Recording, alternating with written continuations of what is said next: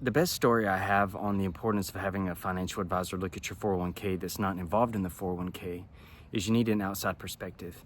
And I'll give you an example. This is a true story that happened to me when I was working at a Fortune 100 company. We had a gentleman walk in and he said, "I want you to look at my 401k statement." And he already had a traditional IRA with our firm. And I said, "Well, what do you want me to look at?" And he said, "Well, I've been at this company for 20 years and they've got me invested in their stock and it pays an 8% dividend.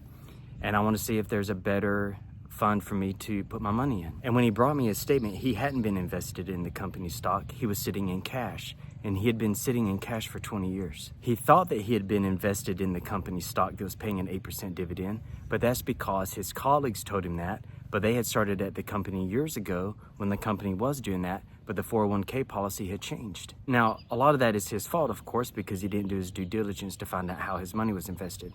But that's why it's important to let a financial advisor look at your 401k, see how you're invested, and see if there's better options for you within the 401k. A lot of times the Russell 1000 index is available. A lot of times an exchange traded fund that follows the S&P 500 is available. And sometimes you just need a really good target date fund. I didn't have the heart to tell him this, but I used an investment calculator when he was gone. And his 401k would have had triple what he had if he had invested in that company stock that was paying the 8% dividend instead of just sitting in cash his entire career. Does that make sense to you? Would we be the kind of firm that you would want to sit down with? If so, our contact info is in the body of the video.